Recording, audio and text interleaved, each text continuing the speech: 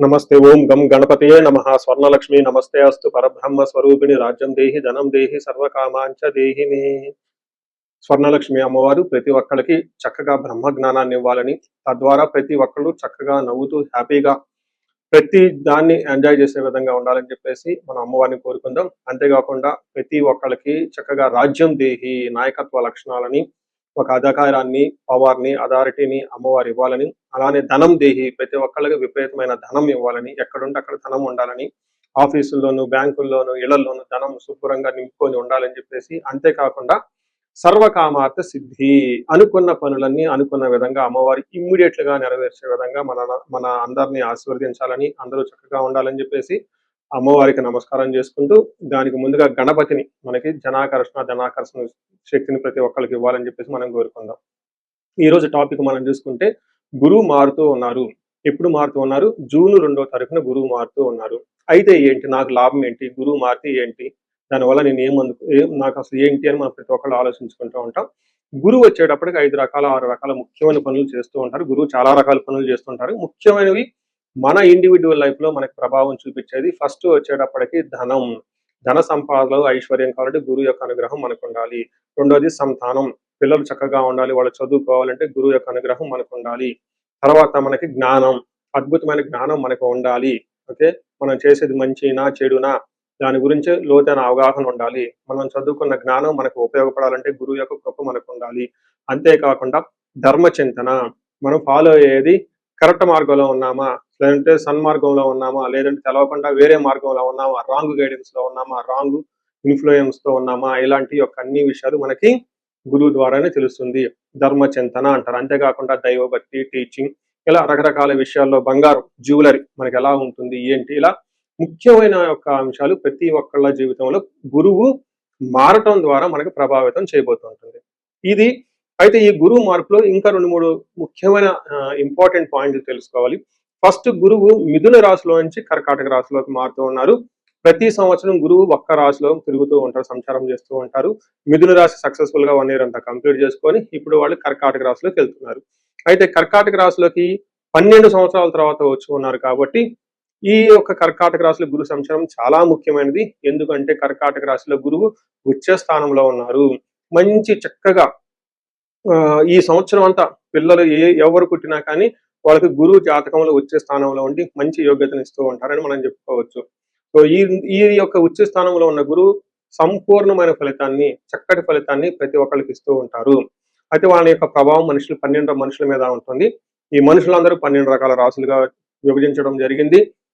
కొన్ని రాశులకి, చాలా వరకు రాశులకి అనుకూలంగాను, కొన్ని రాశులకు ప్రతికూలంగాను, కొన్ని రాశులకి సామాన్యంగాను ఉండే అవకాశం ఉంటుంది.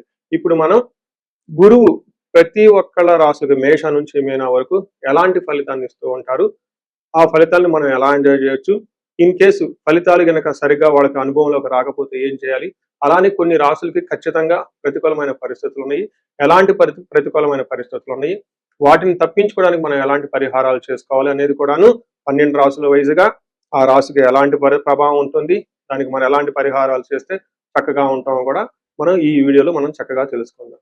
మనం వృశ్చిక రాశి గురించి మాట్లాడుకుందాం.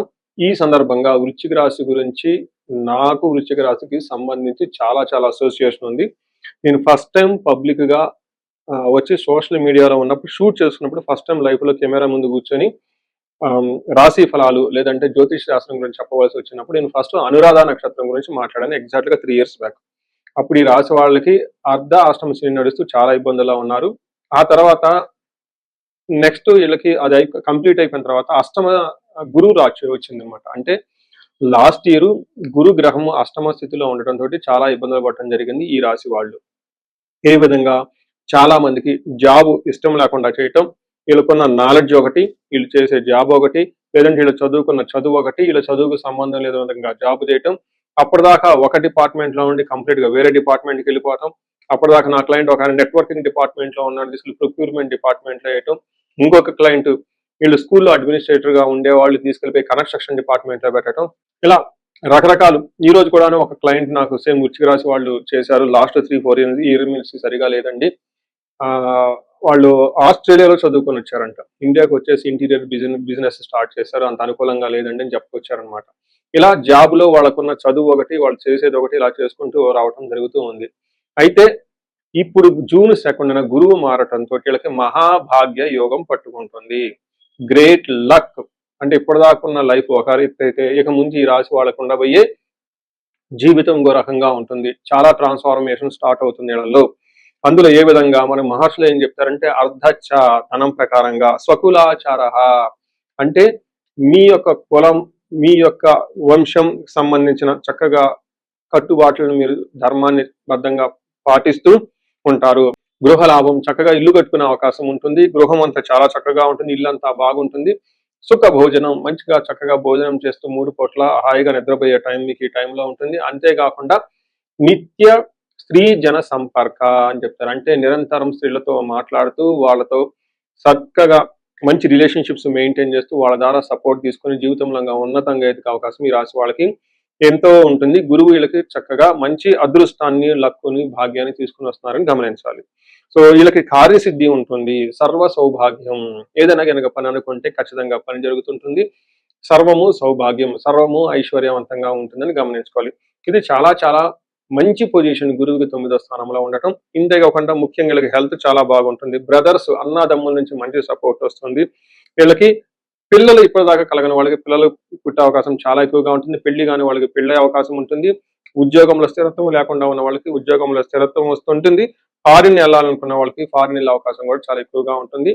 గురువు మారటం ద్వారా బాగా విశేషంగా లాభపడబోతున్న రాశుల్లో ఈ రాశి కూడా ఉంటుందని గమనించాలి. సో చూశారు కదా, గురువు ఈ రాశి వాళ్ళకి ఎలాంటి అనుకూల ప్రతికూలాలు తీసుకుని వస్తున్నారు, ఫలితాలు తీసుకుని వస్తున్నారు, అనుభవంలోకి రాబోతున్నాయో ఈ జూన్ నుంచి 2027 జూన్ వరకు, 2026 జూన్ నుంచి 2027 జూన్ వరకు ఎలాంటి ఫలితాలు ఉన్నారో మనం తెలుసుకుందాం. అయితే గురువు యొక్క అనుకూల ప్రభావం మన మీద ఉండటానికి మనం కొన్ని రకాల పరిహారాలను ఖచ్చితంగా చేసుకోవాల్సి ఉంటుంది. ఒకటి, గురువుకి సంపూర్ణ శాంతి పూజలు చేసుకోవాలి. సంపూర్ణ శాంతి పూజలు అంటే ఏంటి, చాలా మందికి అవగాహన ఉండదు. గురు గ్రహానికి మన శాస్త్రాల్లో, గ్రంథాల్లో ఏదైనా గనక ఒక గ్రహం మనకి సరిగా అనుకూలించకపోతే ఆ యొక్క గ్రహం యొక్క మనం ప్రతికూల పరిస్థితుల నుంచి అనుకూలంగా మార్చుకునే ప్రక్రియ ఉంటుంది. దీనికి పరిహారాలు అంటారు. మనకి శాస్త్రాలు ఏ విధంగా చెప్పారంటే గురువుకి జప సంఖ్య 16,000 సార్లు చేయాల్సి ఉంటుంది. అధిదేవత, ప్రతిది దేవత ఇంకొక 3,000, 2,000 సార్లు చేయాల్సి ఉంటుంది. సుమారుగా గురుగ్రహానికి ఇటు అటుగా ఒక 20,000 సార్లు జపం చేయాల్సి ఉంటుంది. అలానే గురుగ్రహానికి తర్పణం చేయాల్సి ఉంటుంది. గురుగ్రహానికి దానం చేయవలసి ఉంటుంది. గురుగ్రహానికి హోమం చేయవలసి ఉంటుంది. ఇలా ఈ 4 రకాల ప్రక్రియలను ఎవరైతే చేస్తారో గురుగ్రహ సంపూర్ణ శాంతి పూజలు అంటారు. అయితే ఇండివిజువల్ గా వాళ్ళు చేసుకోవటం కష్టం కాబట్టి సద్బ్రాహ్మణుల్ని, దేవాలయాల్లో ఉన్న పండితుల్ని, లేదంటే గురువు యొక్క మంత్రాన్ని తీసుకొని వాళ్ళు కొన్ని లక్షల సార్లు, వేల సార్లు ఉపాసన చేసి చక్కగా సాధన చేసిన వాళ్ళ దగ్గరికి వెళితే ఆ మంత్రం వాళ్ళ ద్వారా సిద్ధించి గురువు యొక్క అనుకూలం మీకు అనుకూలంగా ఉంటుంది. ఇది కాకుండా గురువుకి సంబంధించిన దేవాలయాలు అంటే మేధా దక్షిణామూర్తి కానివ్వండి, లేదంటే హయగ్రీవ సంబంధించిన దేవాలయాలు చక్కగా విజిట్ చేయడం చాలా మంచిది. ఇంకా ముఖ్యంగా గురు గ్రహం యొక్క శాంతికి మీరు ఆశ్రమాలు చక్కగా విజిట్ చేయొచ్చు. భగవద్గీత, పురాణాలు, వేదాలు, వేదాంతాలు, ఇలా యాన్షియంట్ స్క్రిప్చర్స్, పురాతనమైన గ్రంథాలను తెలుసుకొని అర్థం చేసుకుంటే చాలా బాగుంటుంది. గురుగ్రహ శాంతి గురించి ఇంకొకటి ముఖ్యమైనదంటే మీకు చదువు చెప్పిన గురువుల్ని వాళ్ళ దగ్గర ఆశీర్వాదం తీసుకోవడం చాలా ఇంపార్టెంట్. సాధువుల్ని, తర్వాత మీ ఇంటికి ఎప్పటి నుంచో అనాదిగా ఉన్న పురోహితులు, బ్రాహ్మణులు, వాళ్ళు మీకు మంచి చెడు చెబుతుంటారు. అలాంటి వాళ్ళని మీరు సత్కరించడం, గౌరవించడం, వాళ్ళకి దక్షిణలు ఇవ్వటం, ఇవన్నీ చేస్తే గురువు యొక్క గురు గ్రహం యొక్క అనుకూలం మీకు అనుకూలంగా ఉంటుంది. అంతేకాకుండా గురువు యొక్క అనుకూలమైన పరిస్థితులకి మీరు గురువులకు సంబంధించిన దత్త చరిత్ర చదువుకోవటం ఇంకా చాలా బాగుంటుంది. ఇంకా మీరు ఆశ్రమాలలో కనుక కొన్ని రోజులు కనుక టైం స్పెండ్ చేయగలిగితే అక్కడ యోగా చేయటం, మెడిటేషన్ చేయటం ఇవన్నీ చేస్తూ ఉంటే గురు గ్రహం యొక్క బలం పెరిగి ఇప్పటిదాకా మనం చెప్పుకున్న పరిస్థితుల్ని చక్కగా ఇంకా మంచి అద్భుతమైన రిజల్ట్ వచ్చే అవకాశం ఉంటుంది. ఇన్ కేసు ప్రతికూలమైన పరిస్థితులు ఉన్నా కానీ ఆ ప్రతికూలమైన పరిస్థితులను అధిగమించి చక్కగా లైఫ్ అంతా ముందుకెళ్ళడానికి అంత అవకాశం ఉంటుంది. ఈ సంవత్సరం ఈ గురువు యొక్క కర్కాటక రాశిలో ఉన్నంత వరకు 12 రాశుల వారికి చక్కగా అష్టైశ్వర్యాలు కలగాలని, భోగభాగ్యాలు కలగాలని చెప్పేసి, చక్కగా ఉండాలని చెప్పేసి నేను కోరుకుంటున్నాను. నమస్తే.